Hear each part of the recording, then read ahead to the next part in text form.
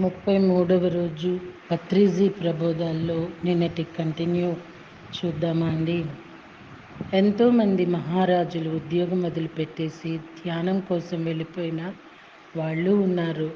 నీకు ఎలాగో ఉద్యోగం లేదు కదా, హాయిగా ధ్యానం చేసుకోవచ్చు కదా, నువ్వు ఆ తెలివితేటలు ఉండవు. మౌలికమైన ఆలోచన చేసి అసలు ఆత్మకి చావనేది లేదు అని తెలుసుకుంటే ఇక దేనికి భయపడతాం మనము? దేనికి భయపడం కదా, ఆ పని చేయాలి కదా. ఫస్ట్ మన జ్ఞానానికి మనం దారులు వెతుక్కుంటూ ఉండాలి, కానీ మనం అజ్ఞానానికి దారులు వెతుక్కుంటూ ఉంటాము. అలానే అవుతుంది. మన దుఃఖానికి మనం కారణాలు వెతుక్కుంటూ దేవుడు ప్రత్యక్షమైనప్పుడు నీకేం కావాలి నాయనా అని అడిగినప్పుడు నా దుఃఖాన్ని నుంచి నన్ను దూరం చేయి నాయనా అని వేడుకుంటున్నాడు. అంటే వీడికి ఇంకా బుద్ధి రాలేదు. ఇంకా ఎన్ని జన్మలు తపస్సు చేయాలో అనుకొని దేవుడు వెళ్ళిపోతాడు. ఆయన నీ దుఃఖాన్ని దూరం చేసేది లేదు, పోయేది లేదు. ఎందుకంటే ఆయనకి నీ దుఃఖానికి సంబంధమే లేదు. నీ భావాలకు నీ దుఃఖానికి సంబంధం ఉంది. నీ దుఃఖానికి నీ భావాలే కారణభూతమైనప్పుడు మరి ఆయన ఏం చేస్తాడు? వచ్చి పలకరించి వెళ్ళిపోతాడంతే, ఒక చుట్టపు చూపుగా.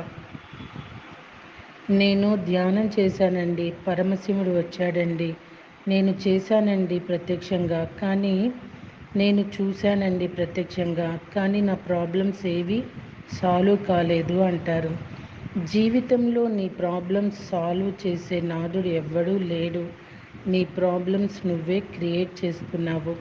నీ తెలివితేటలతో అనేక రకాల కారణాలతో కోణాలతో నీవు పరీక్షించి నీవు దుఃఖపడటానికి నువ్వు అనేక కారణాలు వెతుక్కుంటూనే ఉన్నావు.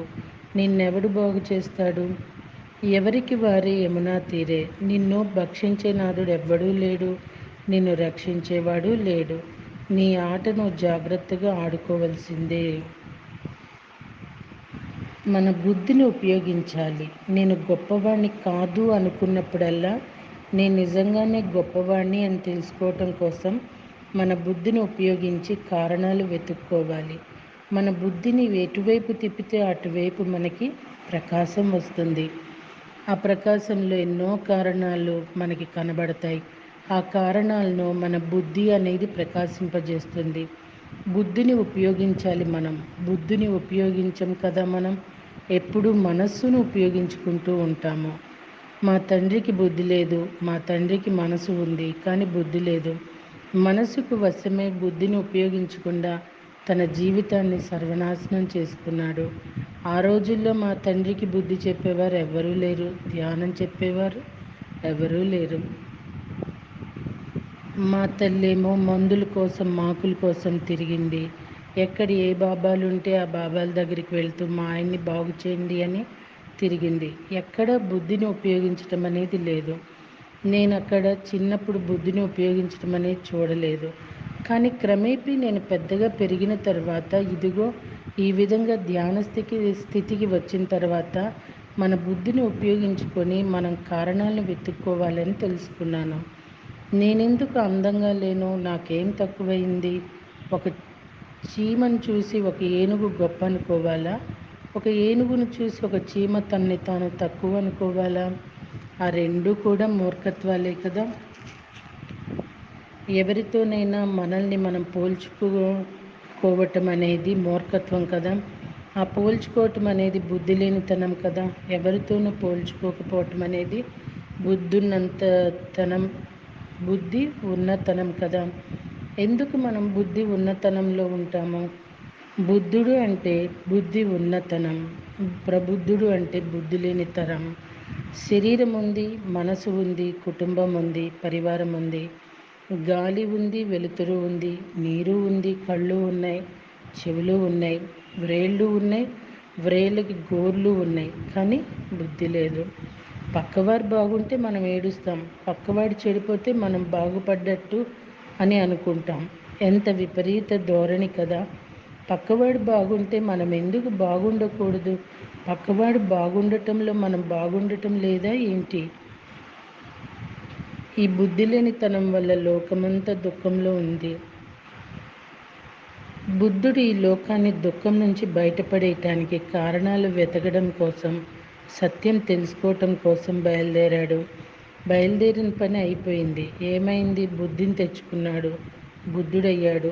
బుద్ధిని తెచ్చుకున్న బుద్ధుడు, నేను బుద్ధిని తెచ్చుకున్నాను, నువ్వు కూడా బుద్ధిని తెచ్చుకున్నాయనా అంటున్నాడు. నేను గొప్పవాడిని అని అనుకోవటం కోసం, తెలుసుకోవటం కోసం ఎన్నో కారణాలు వెతుక్కున్నాను. నేను అందంగా ఉన్నా లేకపోయినా నేను గొప్పవాడిని. నేను ఆడగా ఉన్నా మగగా ఉన్నా నేను గొప్పవాడిని. నేను డబ్బు ఉన్నవాడినైనా డబ్బు లేని వాడినైనా నేను గొప్పవాడినే. నేను భగవంతుడినే. నాలో ఏమీ లోపం లేదు. నాకు 1,00,000 కారణాలు కనబడుతున్నాయి నేను ఎంత గొప్పవాడినో అని తెలుసుకోవటం కోసం. అప్పుడు నేనే గొప్ప అని అనుకోను, నేను కూడా గొప్పే అనుకుంటాను. యద్భావం తద్భవతి. అష్టవక్ర గీతలో ఉంది. ముక్తాభిమాని ముక్తో హి బద్ధో బద్ధాభిమాన్యపి కిన్వదంతి సత్యయం యయాతి సాగతిర్భవేత్. నీ మతి ఎలా ఉంటుందో నీ గతి అలానే ఉంటుంది నాయన. మా తండ్రి గతి ఏమైంది? ఆయన మతి ఎలా ఉందో ఆయన గతి అలానే అయ్యింది. తన మతిని మార్చుకొని ఉంటే ఆయన గతి మారిపోయి ఉండేది కదా. మన గతి మారితే మనతో పాటు ఉన్న వాళ్ళందరి గతి మారుతుంది కదా. మా తండ్రి కుటుంబం హాయిగా జీవించేది కదా. దుఃఖానికి మనసు కారణం, దుఃఖం లేకుండా ఉండటానికి బుద్ధి కారణం. మనసే మాయా మృగమౌ మననేమిటి పైకి గాని మణిపోనిక. మనసును జయింపినం మనందే ముక్తిగలదు మహిళో వేమ. ఎంత గొప్ప పద్యమో. నువ్వు దుఃఖంలో ఉండటానికి మీ అత్తగారు కారణం కాదు, నీ మొగుడు కారణం కాదు, నీ మనసు కారణం. ఆ మనసు దుఃఖానికి కారణాలు వెతుక్కుంటుంది. ఆ మనసే కారణం. జీవితమంతా నీ మనసుతో నువ్వు చిక్కుకుపోయి ఉన్నావు. బుద్ధికి ఏమాత్రం తావు ఇవ్వలేదు నువ్వు. అనవసరమైన ఏడుపుతో నీ జీవితమంతా గడుపుతున్నావు. దుర్యోధనుడు జారిపడటం చూసి ద్రౌపది నవ్వితే ఆ నవ్వుకు ఆ జీవితమంతా బగబగా మండిపోయాడు.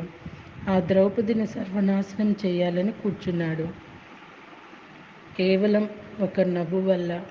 ఆ నవ్వు, ఆ బగబగ మంటలు మహాభారత యుద్ధానికి దారితీశాయి.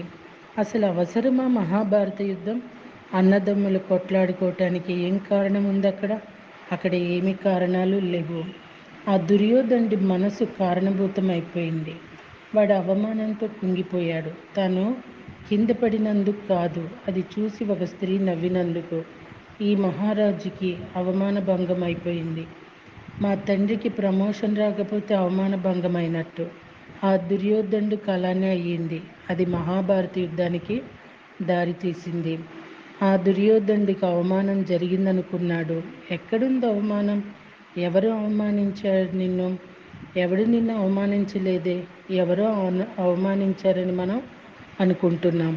అది నీ మనసులో మాత్రమే ఉంది. నీ బుద్ధిని కాస్త ఉపయోగిస్తే ఎవ్వరూ నిన్ను అవమానించలేదు అని తెలుస్తుంది. ఎవ్వరూ నిన్ను చిన్న చూపు చూడడం లేదని తెలుస్తుంది. మన దుఃఖానికి కారణాలు తెలుసుకునేందుకు మనం బుద్ధిని ఉపయోగించాలి. బుద్ధిని సంపాదించుకోవటమే బుద్ధి యొక్క లక్ష్యం. ఎప్పటికప్పుడు మనస్సును పక్కన పెట్టి బుద్ధిలోనికి పోవటమే బుద్ధి యొక్క లక్ష్యం. ఎప్పుడు ఆ బుద్ధితో మనం కూడి ఉండాలి. బుద్ధితో కూడి ఉన్న ప్రతి ఒక్కడూ బుద్ధుడే. ఈ ప్రపంచంలో బుద్ధి ఉన్న వాళ్ళందరూ హాయిగా జీవిస్తున్నారు. ఈ ప్రపంచంలో బుద్ధి లేని వారు ఒక్కరు కూడా హాయిగా జీవించటం లేదు. హాయిగా జీవించలేకపోవటానికి ఏమి కారణం? బుద్ధి లేకపోవటమే కారణం. డబ్బు లేకపోవటం కాదు, అందం లేకపోవటము కాదు, పదవి లేకపోవటము కాదు, బుద్ధి లేకపోవటం. మనసే మాయా మృగమౌ మననేమిటి పైకి గాని మణిపోనిక. మనసును జయింపిన మనందే ముక్తిగలదు విశ్వదాభిరామ వినురవేమ. మనసులోని ముక్తి మరి ఒక చోట వెతకబోవాడు వెర్రివాడు. గొర్రె చంకబెట్టి గొల్ల వెతుకు రీతి. ఒకనొక రైతు గొర్రెను చంకన పెట్టుకున్నాడు. నా గొర్రె పోయింది, నా గొర్రె పోయిందని అన్ని చోట్ల వెతుకుతున్నాడు. అందరూ వాడిని చూసి నవ్వుతున్నారు. ఎందుకంటే వాని చంకలోనే ఆ గొర్రె పిల్ల ఉంది.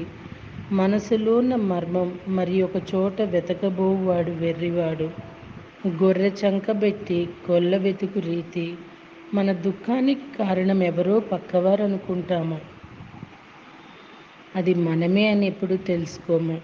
నీ దుఃఖాన్ని ఎవరు తీసివేయగలరు? నువ్వు మాత్రమే తీసివేయగలవు. దేనితో తీసివేయగలవు? నీ బుద్ధిని ఉపయోగించుకొని మన బుద్ధిని డెవలప్ చేసుకుంటూ ఉండాలి. ఇంకాస్త అందంగా ఉండటానికి ఎంతో ప్రయత్నం చేస్తూ ఉంటారు. ఇంకాస్త డబ్బు సంపాదించటం కోసం ఎన్నో ప్రయత్నాలు చేస్తూ ఉంటారు. ఇంకా కొన్ని కండలు సంపాదించుకోవటం కోసం ఎన్నో ప్రయత్నాలు చేస్తుంటారు. కానీ ఇంకొంచెం బుద్ధి సంపాదించుకోవటం కోసం ఎవరూ కష్టపడటం లేదు. బుద్ధిని సంపాదించాలనుకున్నవాడు, నా బుద్ధిని నేను పెంపొందించుకోవాలి అని అనుకున్నవాడే ధ్యానం మొదలు పెడతాడు. డబ్బులు సంపాదించాలి అనుకున్నవాడు ధ్యానం మొదలు పెడతాడా ఏంటి? నా ముఖం ఇంకా అందం కావాలి అనుకున్న స్త్రీ ధ్యానం మొదలు పెడుతుందా ఏంటి? నా బుద్ధి పెరగాలి అనుకునేవాడే ధ్యానం మొదలు పెడతాడు. ధ్యానంలోకి ఎందుకు వచ్చాం మనం? మన బుద్ధిని పెంపొందించుకోవటం కోసం మనం వచ్చాం. ధ్యానం ఎందుకు చేయాలి అని ప్రశ్న వచ్చినప్పుడు మన బుద్ధిని మనం వికసింప చేసుకోవటం కోసమని ఆన్సర్ వస్తుంది. బుద్ధి ఏం చేస్తుంది మనల్ని? నేను గొప్పవాడిని సుమా అని ఎన్నో 1,00,000 కారణాలు ఇస్తుంది. నేను భగవంతుడిని సుమా, అహం బ్రహ్మాస్మి సుమా, నువ్వు కూడా భగవంతుడివే అని కారణాలు వారికి చూపిస్తుంది.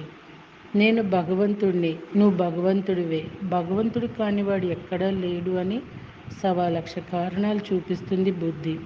బుద్ధి యొక్క గొప్పతనం ఎంతో కదా. ప్రతి మనిషి బుద్ధి తెచ్చుకోవాలి. బుద్ధి కోసం పాటుపడాలి. డబ్బు కోసం, శారీరక అందం కోసం, శారీరక బలం కోసం కాదు, పేరు ప్రతిష్ట కోసం కాదు. బుద్ధి కోసం పాటుపడేవాడే బుద్ధి ఉన్నవాడు. బుద్ధి కోసం పాటుపడినవాడు బుద్ధి లేనివాడు. హాయిగా కూర్చుందాం, కాసేపు అందరం కళ్ళు మూసుకుందాం, ధ్యానం చేద్దాం. గౌతమ బుద్ధుడు, గౌతమ సిద్ధార్థుడు ధ్యానం చేసే బుద్ధిని సంపాదించుకున్నాడు కదా. గౌతమ సిద్ధార్థుడి తండ్రి శుద్ధోదండు బుద్ధి లేనివాడిగా ఉన్నాడు కదా. మహారాజుగా ఉన్నా కూడా బుద్ధి లేదు. సొంత కొడుకు దగ్గర కూడా ధ్యానం నేర్చుకోలేదు. అంతట అహంకారి.